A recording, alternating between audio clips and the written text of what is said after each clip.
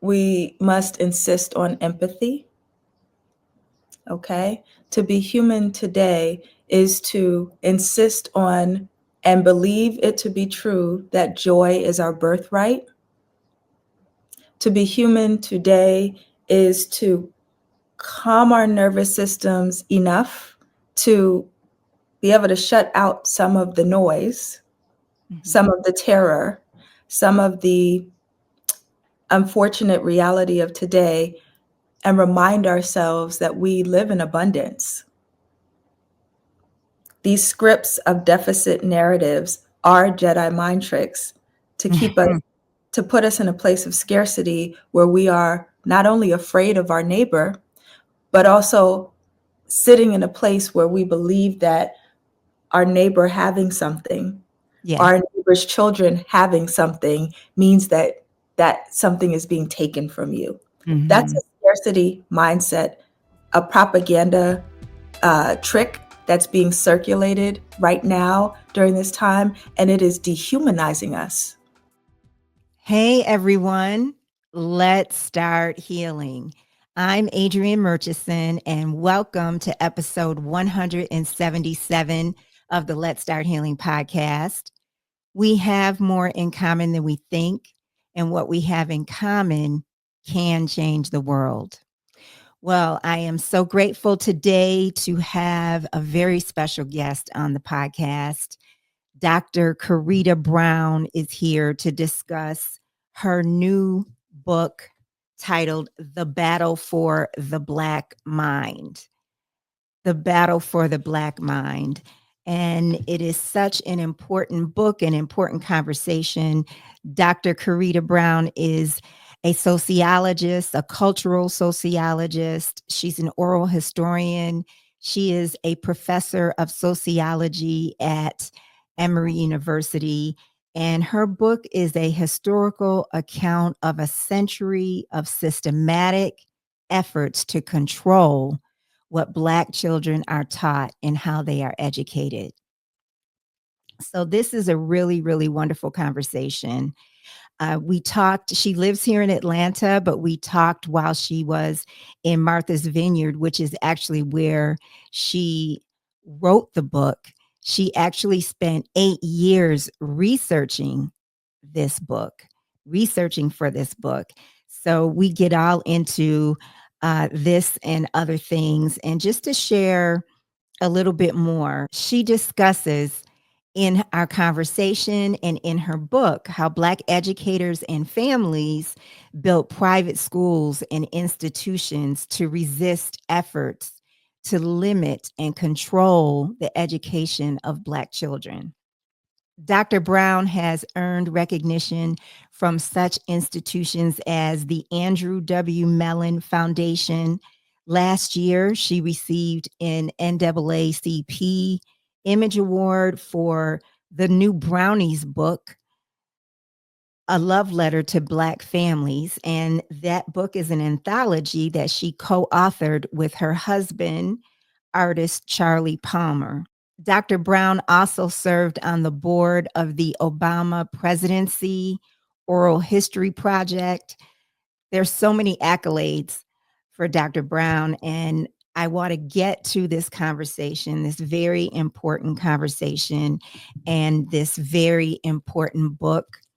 Let's meet her, let's get started, and let's start healing. Welcome, Dr. Brown. Thank you so much for having me. Yes, as I was just telling you, congratulations on this beautiful, beautiful book. It's just very lovely. And I'm so curious, were you working on the book for about a decade? Did I read that right? Yes, so the research for the book was 8 years in the making. Okay. And what was there anything that made you say to yourself, you and your publisher, now is the time to get this book out here? Well, look, you work on anything for that long, for almost a decade, you'll be saying now is the time. However, no, I always thought that I knew it was important to retell the story of Black education from emancipation to Brown versus Board of Education. That nearly century of Mhm. Jim Crow education was the context through which we pursued our freedom dreams through education. And I just knew that it was, time to retell that story because it's something that we all need to know about. The Right. origin stories of our HBCUs, the battles and fights that our ancestors and elders went through so that we could walk those halls of any educational institution in this country, and to Mhm. not take for granted, really, that struggle. So I was committed to doing that. Never did I think that the book would come out in such a time as this, Yeah. when the Department of Education is being actively dismantled, during a time where books are being banned and Black books especially are being targeted, when our Blacksonian is being attacked, when the National Archives are being moved to be privatized so we won't be able to access our records from the Freedmen's Bureau, where Mm. we can find our ancestors. Okay. So the timing for this book, I know that the ancestors conspired for it to come out now. Yes. It's not just a history. I Yeah. want you all to understand and engage with the battle for the Black mind as a playbook, because Mhm. it gives our blueprints for how Mhm. we not only survived, but thrived under an authoritarian regime. Jim Crow was an authoritarian regime, okay? Right. And Black Americans not only survived that, we thrived through that. We built institutions through that. We catapulted ourselves from a social and economic status during that time. So while today's context is not exactly the same, a Yeah. lot of the playbook rhymes. And I also, in this book, talk about how power works, how those regimes work to try to suppress Black minds. So we can, we can do a lot of strategy from Yeah. what I laid down in the pages of this book. Yeah, there are so many questions I have for you that are coming up just from what you just said. First, let me ask you this. You have this line that I think is so beautiful early in the book. In your introduction, you say, in the end, this book reveals the love and passion, messiness and absurdity of what it means to be human in a rapidly changing and often unjust world. So, what do you think it means to be human today in 2025 during this current administration? To be human today means that we must insist on empathy. Okay. To be human today is to insist on and believe it to be true that joy is our birthright. To be human today is to calm our nervous systems enough to be able to shut out some of the noise, Mhm. some of the terror, some of the unfortunate reality of today, and remind ourselves that we live in abundance. These scripts of deficit narratives are Jedi mind tricks to keep us, to put us in a place of scarcity where we are not only afraid of our neighbor, but also sitting in a place where we believe that our neighbor having something, Yeah. our neighbor's children having something means that that something is being taken from you. That's a Mhm. scarcity mindset, a propaganda trick that's being circulated right now during this time, and it is dehumanizing us. Yes. So when I say, what does it mean to be human? It's to return to our reality, which is that we live in abundance, No question about it. No that we question can, about it. that we can be well, that we can have joy and in fact deserve it, okay? And that we have empathy for others. Mhm. Yes. Yes. And something that I think is scary for me is that this isn't about one person, as were speaking to a moment ago. This isn't about one person. This is about a movement. This is about power Mhm. and corporations, as you mentioned, as well. And so often the thought is to remove this one person, but it's bigger than that. Yeah. And so what are some of the strategies? Can you speak to some of the strategies or the playbook that you brought up? I love this question because you've moved us to systems thinking, okay? And systemic problems require systemic solutions. And you're absolutely right. While the current like occupier in chief in that White House, okay, Mhm. Yeah. is up to a bunch of shenanigans and causing a lot of harm, we've got to look at the system that condition that allowed for that person to even be in the office. That's a coalition of organizations, of people, of collective will Yeah, that exactly. that got us here. So let's talk about the playbook, um, because I talk a lot about the playbook that Black Americans used to strategize and to build, but I also talk about the playbook about how power works, Mhm. Yeah, how oppressive regime works, or how they worked back then in the context op of Black oppressive education. Okay, oppressive regime. right. So the playbook has 3 steps. Simple. And they're using the same playbook today, y'all. So let me put you on, okay? Step 1 is to defund the infrastructure. Okay? So during the time of Jim Crow, what that looked like was um, moving back to states' rights Mhm. after Reconstruction, gave every state in the South the right to decide how to deal with the nearly 4 million newly freed African Americans. And what's the first thing they did? Usher in Jim Crow. Mhm.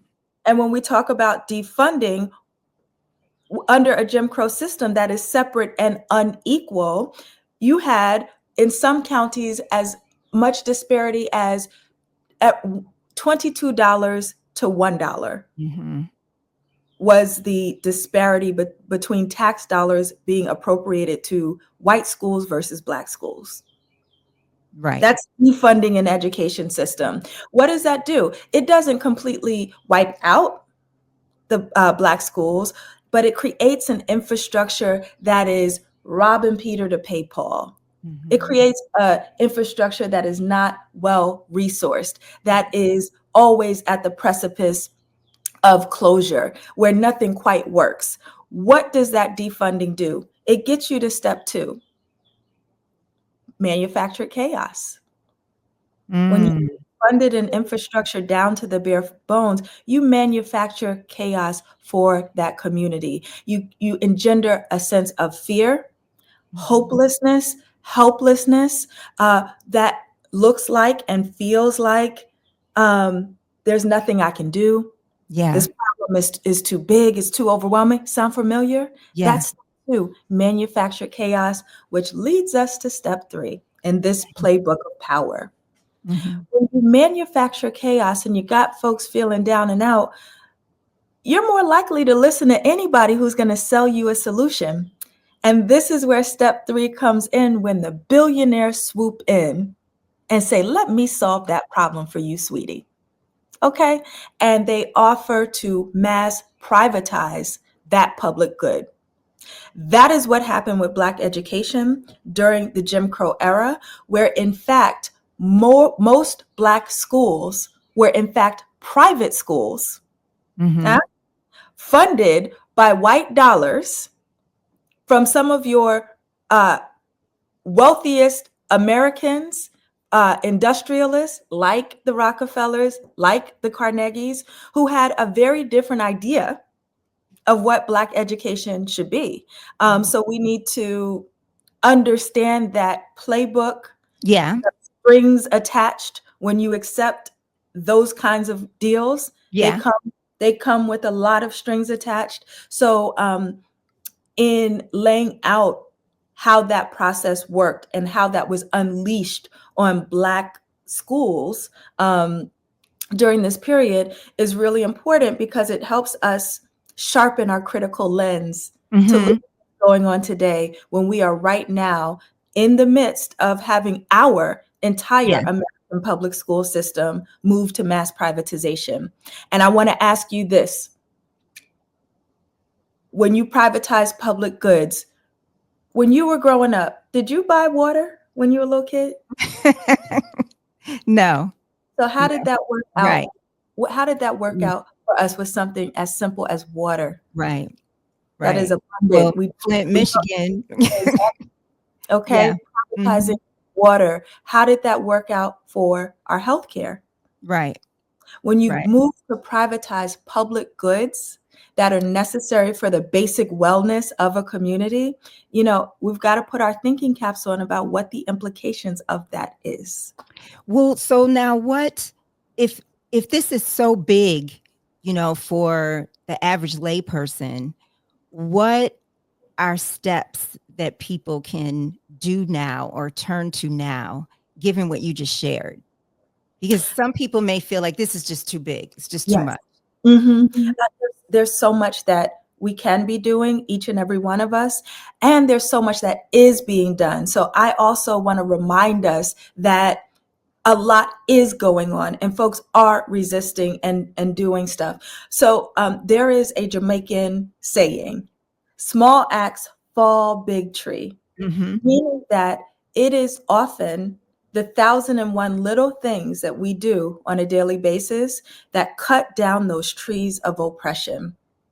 Rarely is it the grand gesture that gets us there. Okay. So, what does small axe falling big tree look like? Well, I give those examples all throughout the book. Mary McLeod Bethune, for example, she moves to Daytona, Florida, and founds a school for Black girls with $1.50 in her pocket. Mhm. There were no Black schools, no public schools for Black children in Daytona, Florida at the time she founded that school. So she took her $1.50, knocked on the doors of the Black community, shared her vision of wanting to start a school. And guess what the community members did? They said, well, I don't have any money, but I've got some furniture and I know how to build and Right.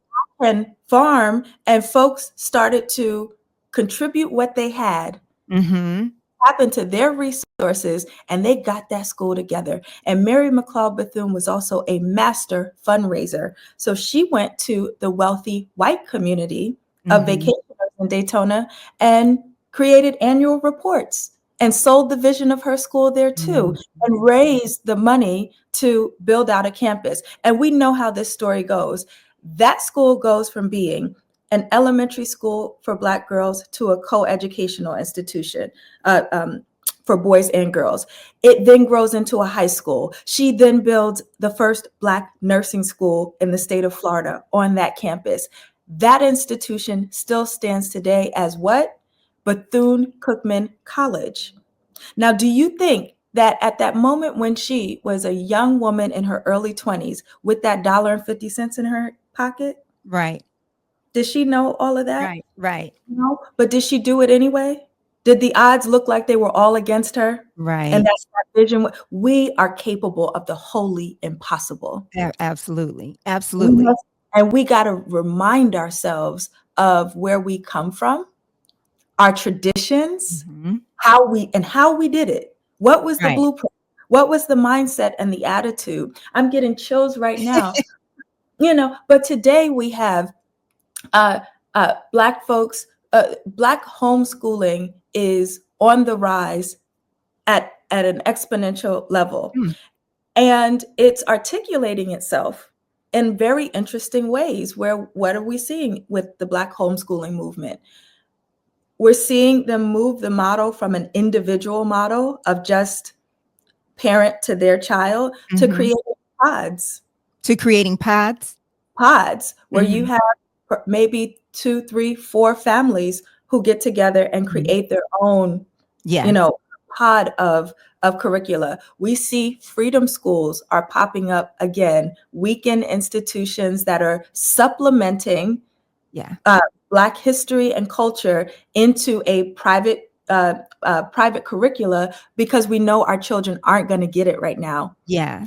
And In this, so I'm so glad you said that, because that speaks to something I always feel. I always feel that our history cannot be denied, and that the Black family is going to educate children.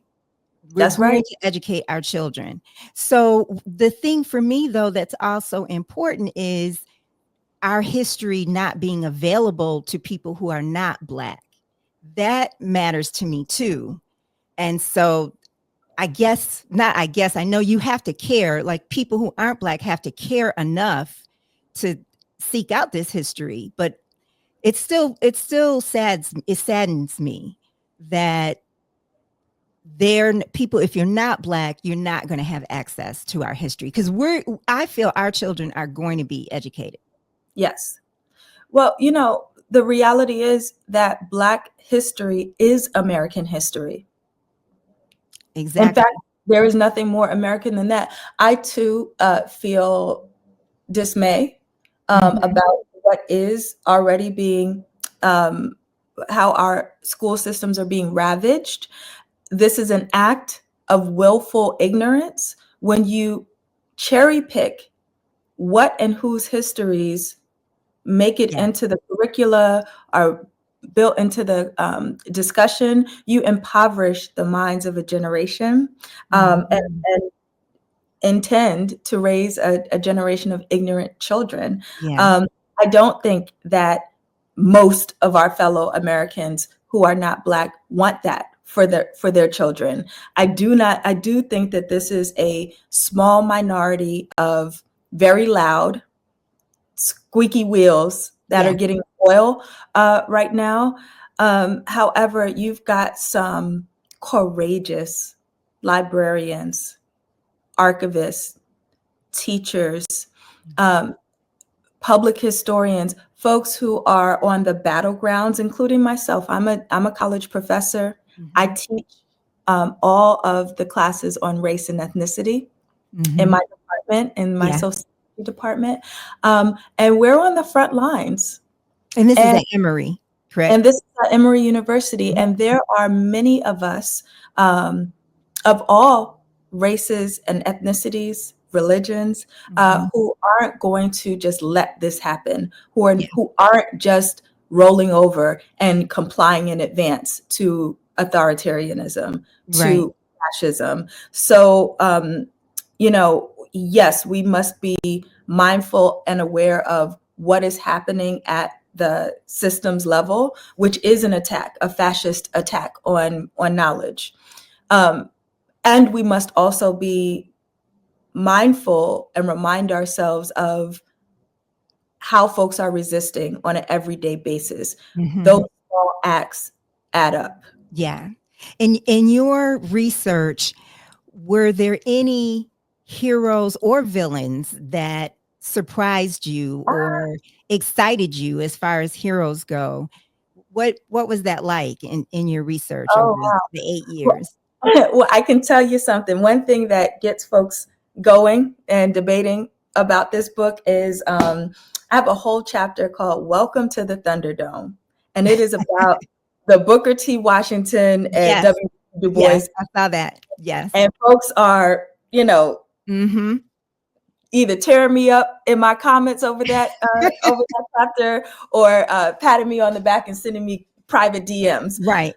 But how I frame that chapter is that before we ever had a Kendrick and Drake, before we ever We had had that beef. before there was a Jay-Z and Nas beef, that Right. was the original diss tape. It was the original beef where you had two Black titans get out on the world stage and duke it out for the public to see. What did that do? Because they had extremely different visions Mm-hmm. about how we get there in Right. terms of the long Black freedom struggle. Now, to their credit, both these men, the destination looked quite the same. It looked like freedom. It looked like liberation. It looked like wellness, safety, all of that. their vision of how we should get there was very Mhm. different. That's what they were beefing over. I do, I do. I'm tough on Booker T. Washington in this book, y'all. I'll tell you every which way but Well, loose. I think that I want to say I think most people would be, but that goes back to we're not all the same, but I Yes, think I agree with you. yes. And see, and that Yeah. was my intention with that chapter and throughout the book, really unpacking that beef because, we know that they're often like pitted against Right. each other. And let people know like their differences. So one was more of a capitalist, That's right. right, as in Du Bois, and then Booker T. Washington was more of working, like blue Uh, collar type work. well, I frame Booker T. Washington as a Black capitalist Okay. in in that his ideology behind his industrial education ideology, the Mhm. the idea behind that was that, hey, Black Americans, like it or not, we have a monopoly on this skill set for agriculture and domestic service. So all those rights that you're talking about, voting, Mhm. living where you want to, perhaps even thinking about migrating to the north for a better life, forget all of that. If you work hard enough and make enough money, eventually white folks will have to respect us. Mhm. So no, we should not be insisting on rights right now. We Mhm. should not be trying to vote. We should not be trying to punch above our weight. Let's keep it on the farm. Let's keep it to cooking and cleaning in white folks' Mhm. houses. But we can build wealth while doing that quietly, and eventually effectuate our freedom. So that's a mindset, right? And I'm Mhm. And that does happen even today. yes, and Booker T. I mean, and W.E.B. Du Bois was very vehemently opposed to that. He stood for liberal education, meaning that Black folks need access to all education, from vocational training, yes, agriculture, but we are American just like everybody else, and we should be able to access equal education to be able to pursue and build, like, not only build skills but build character. Yeah. And Right. that was at the crux of their argument. I like what you point out. What is the intention with bringing up, this beef? It is to highlight that Black political thought has always been heterogeneous, that it Mhm. is in fact racist to believe that all Black folks think the same. Yeah. Okay. Mhm. And that uh, why did they beef? And other people joined into this beef. Ida B. Wells, some students at Tuskegee protested about this very issue. You had it opened up the landscape for critical discourse amongst Mhm. African Americans for us to start asking ourselves the questions Yeah.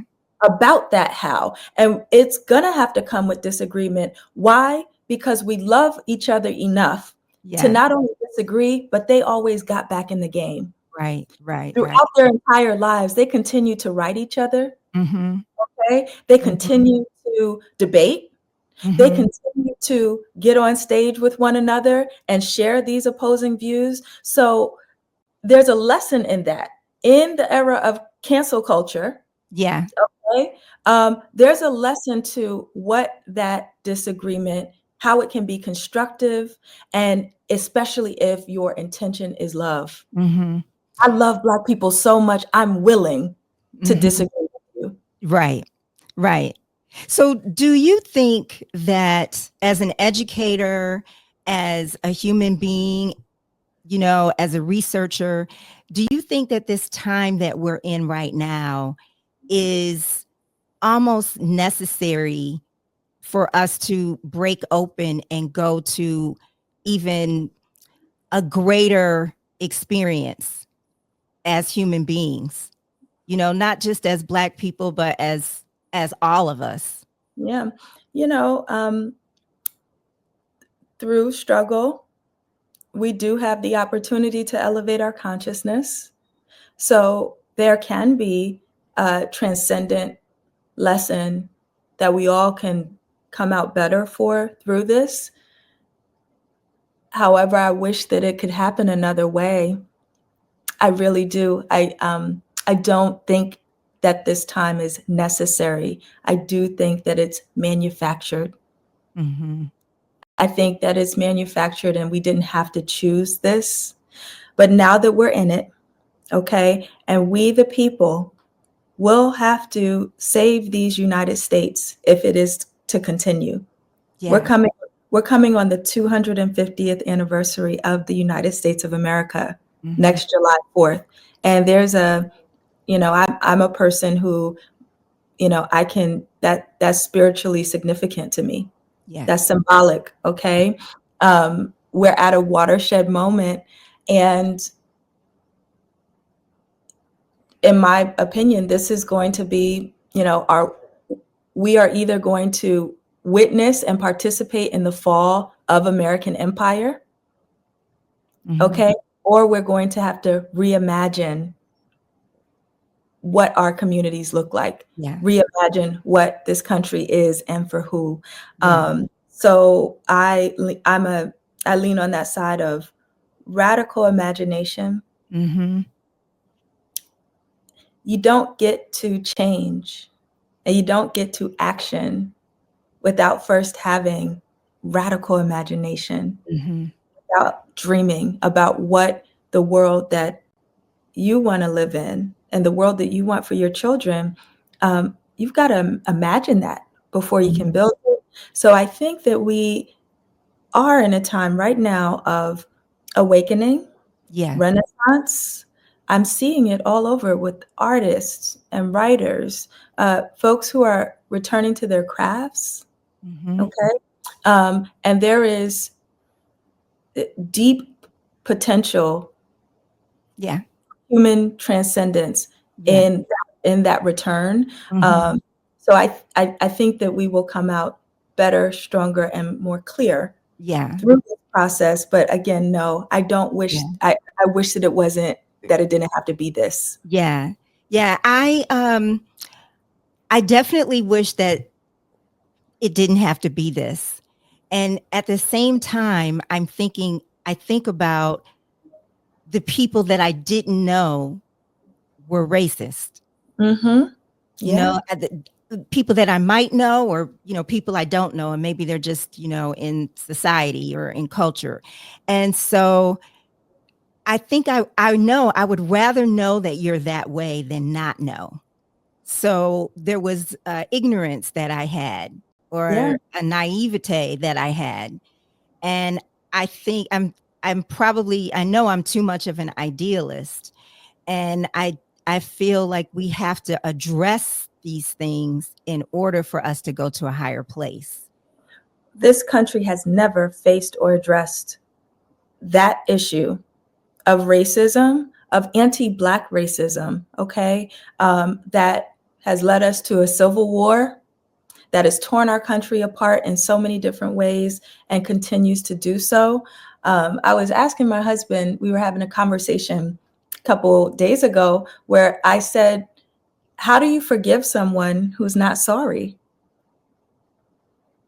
Ugh, America great question.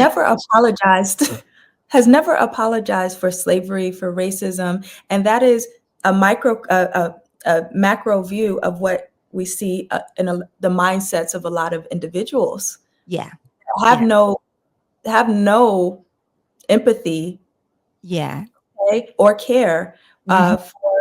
for not only Black people but for Mhm. anyone who's different. As a teacher on a college campus, I had to myself and everybody else in this profession, we had to really ask ourselves the question, what you gonna do if ICE storms into your classroom and tries to kidnap one of your kids? Yeah. I've never had to think about that Yeah. as a teacher, and now that's on the table, okay?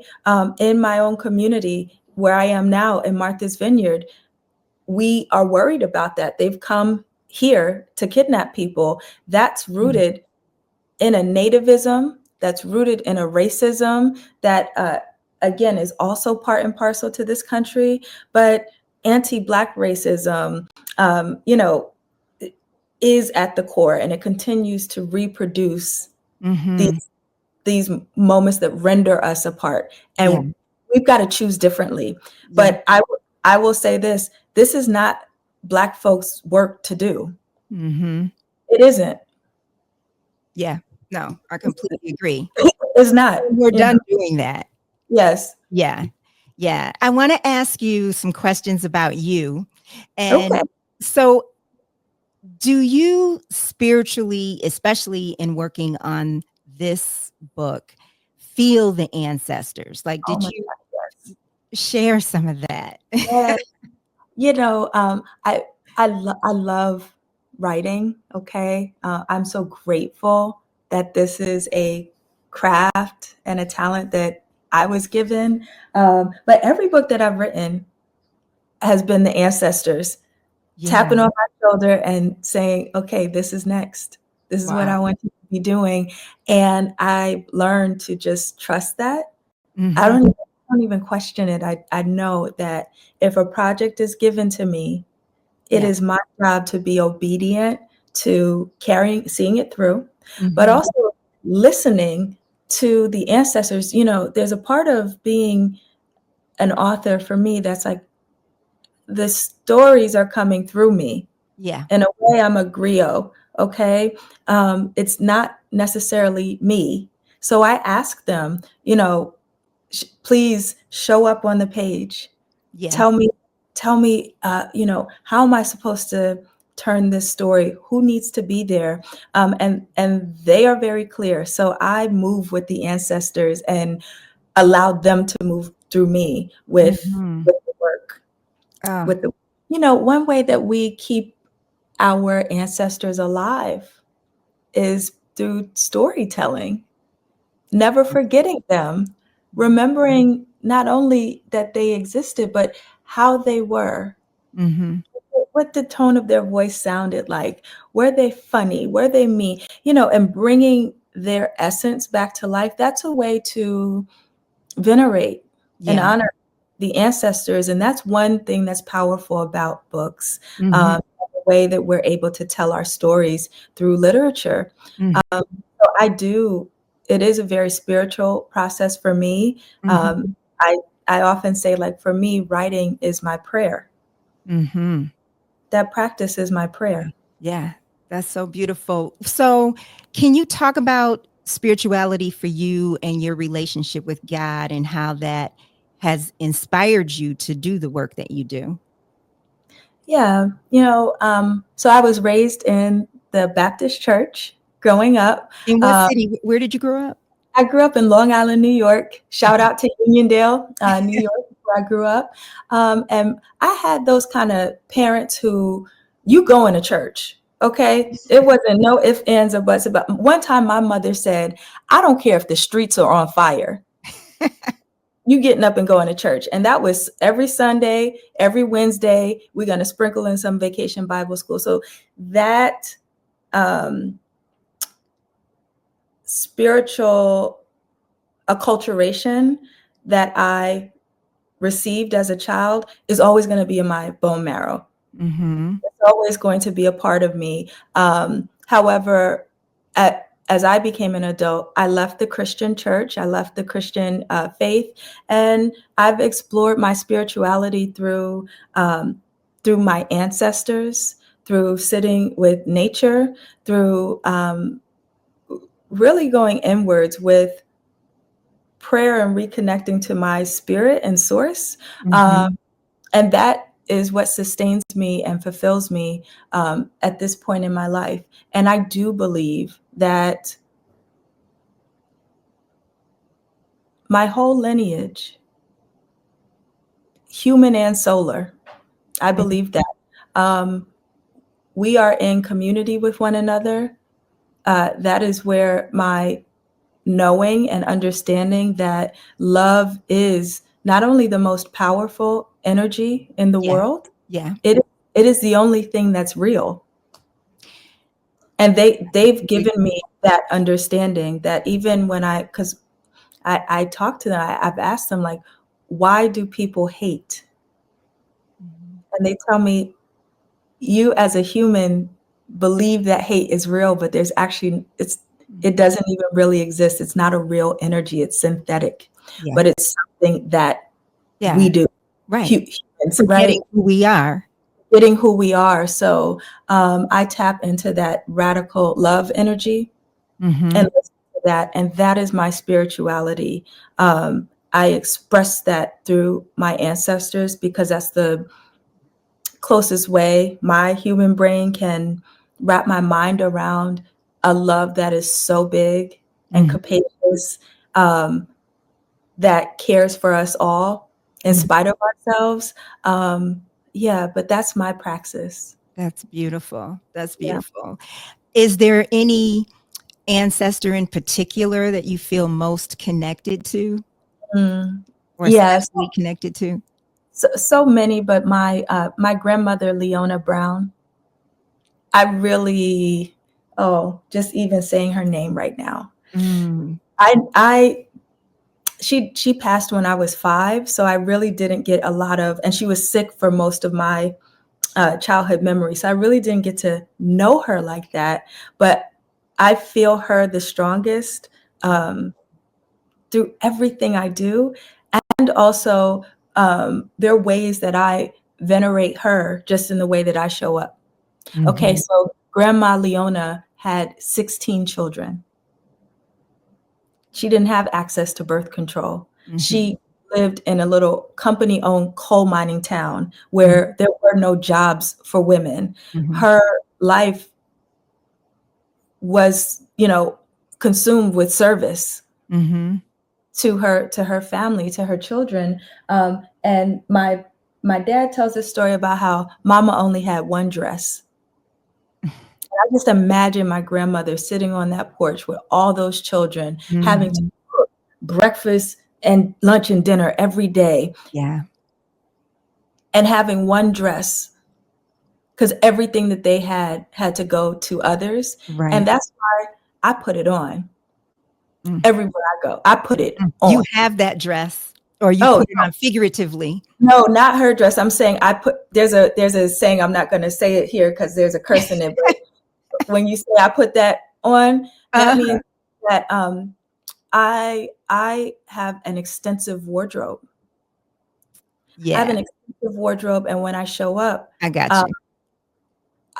I I got you. I think about that one dress with my grandmother, Yes. and that's why I will always put it Yeah. on Yeah. because she didn't have that opportunity. Um, when I travel, I think about the ways that, she didn't get to leave her community. She Mhm. didn't get to leave her town. Okay, so with her, like, I just feel her jumping up and down and celebrating with much of what I have going on in Yeah. my life. I truly feel like you ever heard that saying, you are your ancestors' wildest dreams? Yes. I feel like I am simply an expression of my Yeah. grandmother's wildest dreams, and Yeah. I do believe it is my duty to Yeah. carry those out. You are so making me like, I feel like I'm almost gonna cry because I feel that so strongly. I Mm, feel that. That is incredibly beautiful. yes. So Thank you beautiful. so much. Thank you for giving me the opportunity to talk about her. Yes. Well, so your first name is so beautiful too, Karida. Thank Are you. you named after anyone, or how did your parents come up with that name? I haven't heard it before. My parents got my name from a name book, okay? I'm an '80s baby, so that was popular back in those days. Um, and they thought it meant something. The name book was wrong. And it said it had like an indigenous Hawaiian origin and this and that. Karita don't mean none of that, okay? However, I know that God gave them that name for me because I have lived up to its meaning. Karita Mhm. is an Arabic name. Mhm. It is actually an ancient name, meaning that you won't meet many. There are, from what I know, I've looked up in census records, there are only two Karitas in the United States. Yeah. you will rarely even meet one in Morocco, where the name originates, Mhm. because it's an ancient name from medieval times. Okay, it Mhm. means Mm. pure, innocent, and virgin-like. Mm. This name Mm. is for people who come to this earth this time around with a pure Mm. spirit, Yeah. with a childlike Yeah. spirit. Yes. Okay, I think um, that yeah, you resemble that. That is and, you. I mean, and just in me seeing you in other interviews and just seeing yeah, your essence, that and yeah, and yeah, innocence. yeah, So without knowing it, my parents chose the exact right name, and I lived up to it. I believe, yeah, um, and that's in my own way. Um, Doing my little part, my small act of bringing light to mhm, the world, to any space that I go to. My joy is free. My love is free. But it comes from being a Karida. wow, I love it. Thank you. I love it. Thank you for sharing that. Did you work on, President Obama's oral history project? I did. Yeah, Can you share a little about that? I served on the board of Mhm, the Obama Presidency Oral History Project, which is mhm, an official arm of his presidential library. So President Obama, unlike most, every American president has a presidential library. Few have three. okay. President Obama will have three. His main Mhm, library will be opening up in Chicago. However, he'll have a small collection in Hawaii, where he grew up. And mhm, there also is the oral history arm of his presidential library, which is housed at Columbia University in New York City. So I am an oral historian.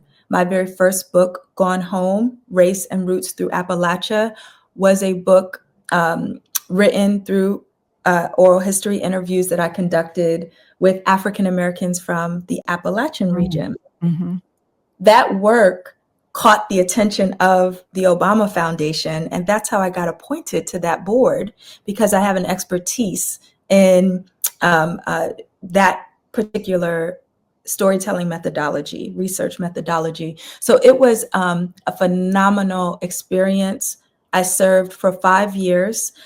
Through that work, we and the board was huge. It's over 25 brilliant minds, from mhm, presidential historians to some of just the uh, top political scholars in this country.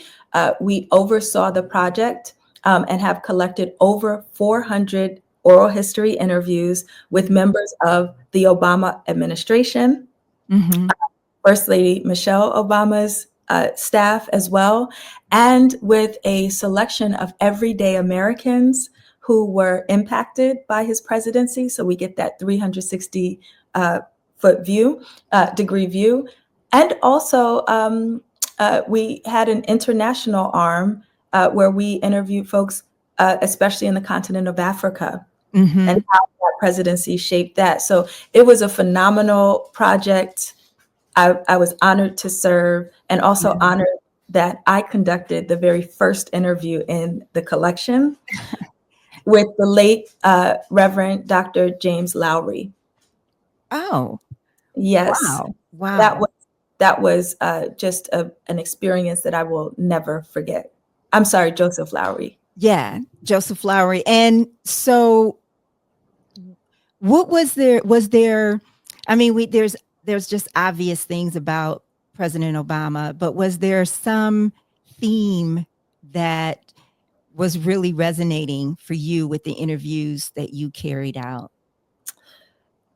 Yes. So I walked away with a deep awe and appreciation for his leadership. That is something that was a through line for everyone that I interviewed who worked with him, was that he had an incredible sensibility when it came to setting a tone for what the standard is and the expectation of his administration, um, Mhm, and also respecting and trusting his staff enough to do that, to rise to that occasion. So I learned through those interviews what a firm leader he was, but also fair, empathetic, encouraging, and was able to. They say leaders eat last. Yeah. They'll be on the back of the line, making sure that everybody else is taken care of. That's the kind of leader Yeah. that President Barack Obama was. So I learned that, and I asked a lot of questions also about race. Mm-hmm. Okay. Especially for staff his white staff who worked directly under him. I would ask a lot of questions about, what was it like reporting to a Black person, a Black man? Because in many, high level white collar fields, you never have that experience. Right. You never And were some you of never them older than him? Or I know he had young, Mhm. And some of them people were older around him. than him. So I asked a lot about how his ethno-racial background shaped the work dynamic, what they observed about how he was treated or received in different contexts because of his race, how he handled certain things. So that was a dimension of the oral histories that I made sure to Can you capture. share some of the things they said about what you just brought up? How Yeah, how did they feel, and how was he perceived? yeah. I mean, there were a lot of honest reflection moments. So I encourage everybody to a sample of these interviews are publicly available and online through Mhm. Columbia's library, and I encourage you to listen to a couple of them. But what's powerful about oral history is that these are not scripted questions. They're really questions that ask you to locate from the seat of your soul. You're self-narrating your story through your life experience, but it's coming from a place of reflection as Mhm. opposed to the right answer. Right. Okay. And those questions, for most of my interviewees, they've never been asked before, and they never really had to think about it in those terms. Okay. So what I loved about those interviews were it gave the opportunity for some really honest reflection Mhm. about that. And some of those staffers did find themselves at times having a hard time and having to wonder, Very why interesting. am I, what is this that I'm feeling and why? And kind of checking some of their Mhm. internalized racism that we're all socialized Yeah. with, Yeah.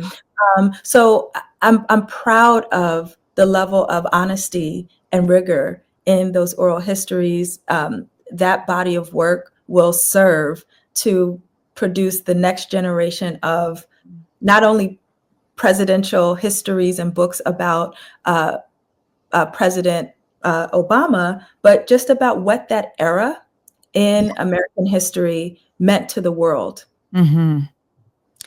I'm so glad I asked you about that. Yeah. Did you also, I read, work on the racial equity? I don't know if it was racial equity and inclusion with the LA Lakers. I don't know if Yes, I I have the did. correct Yes, board. I did. Oh, you've done your homework. So I served from 2020 to early 2023 as the inaugural director of racial equity and action for the Los Angeles Lakers. That is a position that I co-created with the organization to support them in their intention to transition from a non-racist organization to an anti-racist organization. Okay. Mhm. So different than a DEI practitioner, that is not a skill set that I have. But what I do have an expertise in is how systemic racism works at the macro level, okay, at the institutional level through organizations, institutions, and interpersonally. So I was well suited for this role because we took the approach that what it means to be an anti-racist organization is that it must become a value of every employee at this institution, at least when you're at work. Yeah. That is everybody's job to have a lens for equity in the work that they do. And as the leader amongst the NBA franchises, the Lakers set the example for so many other teams. Okay, this work was extremely important to the leadership at the Lakers. I served at the pleasure of the president. And extremely important to the NBA writ large. So it's work that I'm so proud of. And little humble brag, I'm safe to say that I am the only sociologist who also has an NBA championship ring. Get out of here. From 2020. Yes, I do. From 2020. Me and LeBron got the same ring. Okay. We were both put in that work. That's awesome. And you, this board still exists today. Board? The board of the Lakers that we're talking about. So since I've departed the company, they're right now in the process of selling the Lakers. So I really don't know what organizational structure is. So I wouldn't be able to comment on that. Right. And actually, I forgot that for a moment that they're selling, but I just meant, has the board continued on since you left? Yes. Yeah. So the work continues on, but again, I can't comment on what the organization has done since I've left. Yeah. Wow. So I was originally going to speak with you regarding Old Fourth Ward in Atlanta. And it's my understanding that you and your husband reside in Old Fourth Ward. And is that intentional? And what does that community mean to you? It's a dream. It's truly a dream. When my husband, Charly Palmer, when we first started dating, there was a little restaurant in Old Fourth Ward that he loved to take me on dates to, okay? Because he loved their lamb burger. And it was in Old Fourth Ward. And I just, after leaving the restaurant, we used to then drive through the neighborhood and look at the homes. And I would just say to him, babe, I would love to have a house like that. I would love to live in this neighborhood. I would love to be able to walk on the Beltline and John Lewis Freedom Park. And that neighborhood is so alive to me and so historically and spiritually important to the city of Atlanta. That I just always felt drawn to it. But we would talk then and my husband would be looking at me like, he was my boyfriend then. He's like, we can't afford this. Like, you better just like it when we go on our Sunday drives. And to think that we live in one of those homes. We live on John Lewis Freedom Park. I walk that trail. That's my neighborhood. And I'm so grateful. I love it. And I love learning. There's so many opportunities to just learn more and more about the history of my neighborhood and my community. It's a beautiful place. Yeah, very much so. It's been such an honor to talk with you. And I know listeners and readers are going to get so much out of this conversation. I just thank you for what you do. Thank you so much. Thank you for having me. Thank you.